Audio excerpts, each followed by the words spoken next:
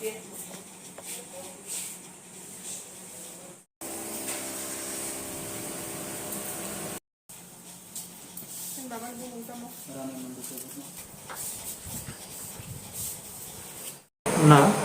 এই যে ত্রয়ী হত্যাকাণ্ড কল্যাণপুর পিএসের আন্ডারে দুজন মার্ডার হয়েছে, আর একটা মার্ডার হয়েছে সেটা মুঙ্গিয়া কামির আন্ডারে।